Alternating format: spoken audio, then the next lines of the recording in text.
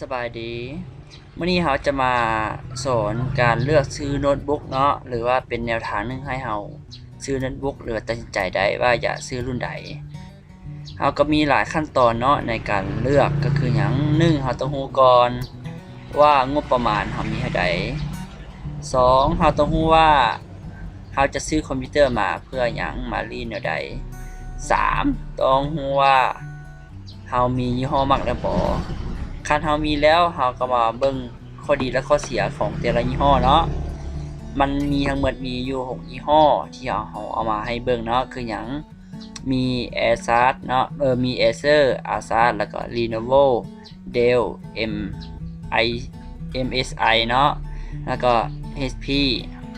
Acer น่ะมันจะมีข้อเสียและข้อดีคืออันนี้เนาะคือหยังถ้าเรารักษามันดีๆเนาะมันจะบ่เป้เนาะมันจะบ่เป้เพราะว่าอุปกรณ์น่ะมันจะบ่ค่อนข้างจะดีก็คือหยังถ้าหากปล่อยให้เครื่องร้อนนานๆโครงสร้างที่เป็นยาง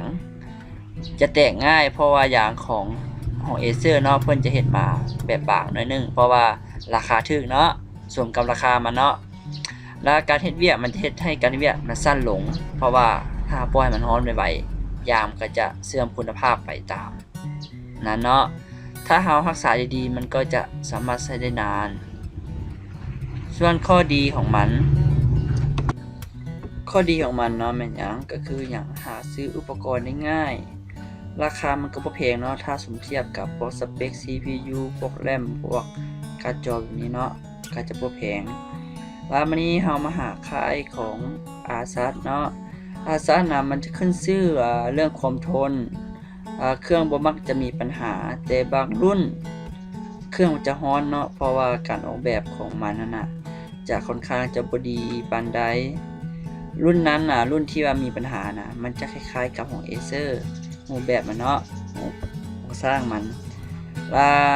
ราคาก็จะแพงก่อนแล้วบัดนี้เนาะข้อเสียของค่าย Asus เนาะแม่นหยังหาซื้ออุปกรณ์จะยากซ่อมแปลงใช้เวลาโดนเพราะว่าเราได้สั่งจากศูนย์ใหญ่หรือบริษัทเลย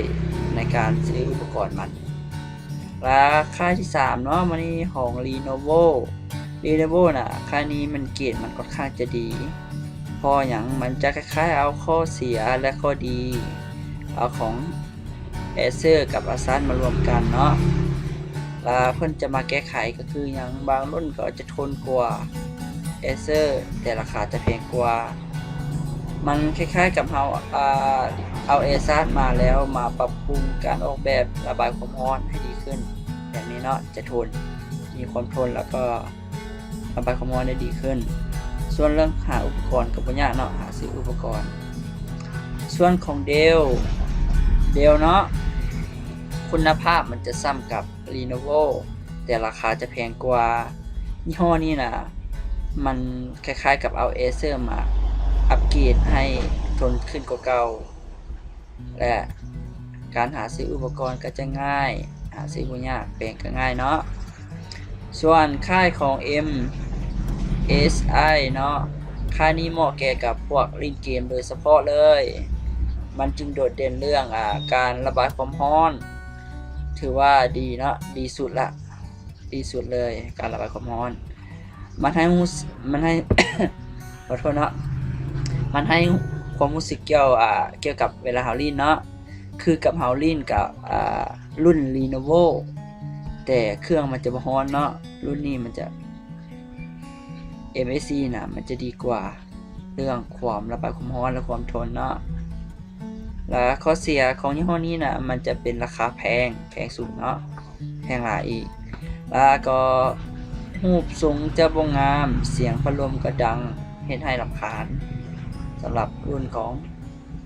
MIS ใครมักจะเอามาซื้อมาเล่นเกมเนาะเบิ่งยี่ห้อนี้เลยแล้วเบิ่งงบประมาณพร้อมเนาะว่างบประมาณพอบ่เนาะเราเบิ่งตัวนี้เนาะส่วนค่ายต่อมาเป็นหยังค่ายของ HP มันจะดีก่อน Acer เนาะอยู่ระดับของ Lenovo แต่ราคามันน่ะจะถูกก่อน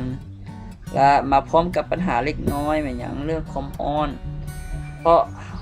เฮาใช้ปัจจุบันนี้ก็แม่นของ HP เนาะทางเฮานี่ก็มันก็จะมีความร้อนหน่อยหนึงร้อนแต่มันก็บ่ปานใดเนาะแต่ข้อ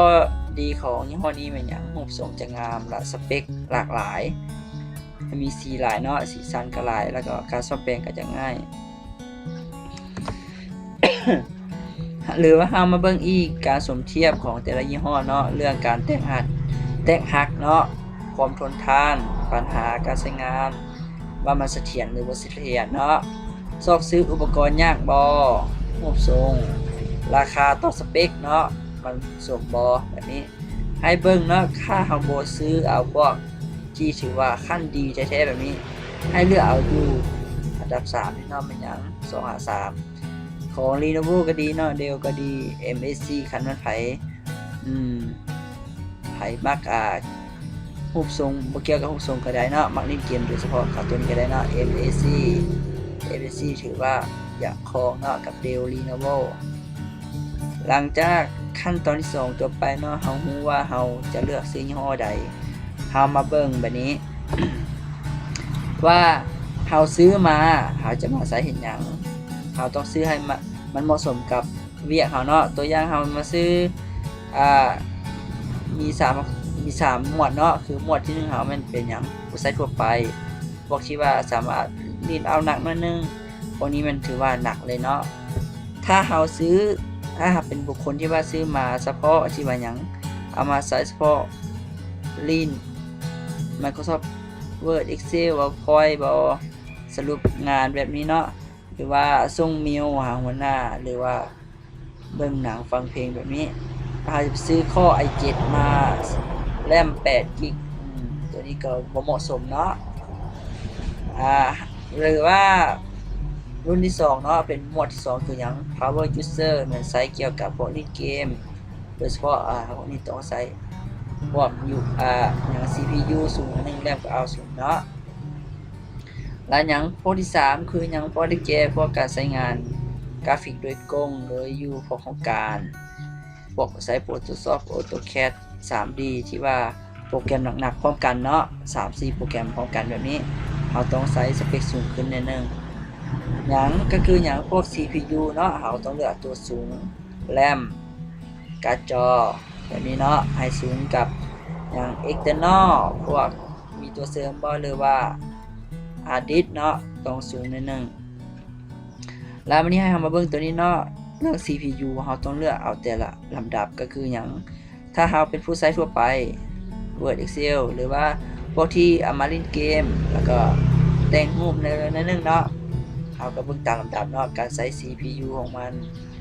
ขั้นทั่วไปเนาะใส่ตัวนี้เท่าใด400 500เนาะตัวหยังผู้ใช้เล่นเกมเนาะเอา400แต่ว่าเอารุ่นของ Intel Pentium เนาะแล้วก็หยังรุ่นพวกที่ว่าใช้โปรแกรมหนักๆก็ต้องใช้หนักคือกันเนาะ CPU เนาะมันมี3ค่ายเฮาเลือกค่ายใดก็ได้เนาะดีคือกันเหมือนเนาะส่วนค่าเฮามีงบประมาณหลายกว่า5ล้านขึ้นไปแนะนำเนาะกำลังฮอตเลยในปี 2019 สินค้าพวกนี้เนาะจะบ่ได้เอาของ Huawei มาเนาะ Huawei ก็มี Huawei จะรองรับข้อ i9 เนาะปัจจุบันนี้มีข้อ i9 แล้ว และพวกคอมพิวเตอร์ที่ว่าโน้ตบุ๊กออกมาใหม่ๆนี้เพิ่นจะให้มารองรับ Windows 10เนาะส่วนหลาย Windows 10มันจะมีหยังคือให้1เฮาตรวจสอบว่าเฮาเป็นผู้ใช้พวกใดเนาะมันก็จะบอกให้พวกนี้ขนาดงบประมาณสูง2เนาะเลือกการประมวลผล Intel เนาะเลือกเอาเลยพวกรีดเกมอย่าให้ลื่นๆหรือว่าพวกออกแบบเนาะต่อเอาข้อ i7 เนาะปัจจุบันนี้ข้อ i7 เอาข้อ i5 ก็ได้เนาะข้อ i5 ก็ลื่นสมควรหลังจากนั้นให้เลือกตัวที่สปีดเนาะสปีดโปรเซสเซอร์คืออย่างมีจากกิกให้ตรวจสอบไปนี้เนาะก่อนที่จะซื้อแรมเนาะแรมเราสามารถเสริมได้เอาตัว8 กิกหรือ4 กิกก็ได้มาก่อนแล้วเราจึงมาซื้อแรมมาเสริมใส่ส่วนการบรรจุของฮาร์ดดิสก์เนาะเราต้องเบิ่ง ต้องเอาอย่าสูงไว้ก่อนก็ดีเนาะเพื่อหาบ่ได้ซื้อ external มาเสริมใส่ซื้อเอาตัวสูงๆเลยเอา1 TB ก็ดีเนาะตัวนี้แม่นหยัง screen size เนาะคือหน้าจอความกว้างแล้ว ที่2เนาะ solution เนาะจากนิ้วแล้วน้ำหนักก็สำคัญเนาะเฮาบ่ต้องเอาตัวหนักหลายเพราะว่าถ้าเฮาไปเวียกไกลเฮาได้เป้หรือแบกไว้เนาะใส่ถุงเป้ไปมันก็จะหนักนิดนึงเฮาเอาตัวที่มันน้ำหนักจะเบานิดนึงเนาะคือตัวนี้ก็น่าสนใจเนาะเอาเรื่องแบตเตอรี่เนาะความทนแบตเตอรี่ว่ามันใช้ได้นานเท่าใดเนาะและคันเฮามีงบประมาณน้อยกว่า3 ล้านลงมาแนะนำยี่ห้อหยังAcer รุ่นนี้เนาะ Acer หยัง Acer เนาะแล้วก็ยังมีค่ายของ Asus แล้วก็หยัง HP Asus อีกแล้วก็ Asus เฮาลองเข้าไปเสิร์ชตามซื้อตัวนี้เนาะว่ามันจะเป็นจังได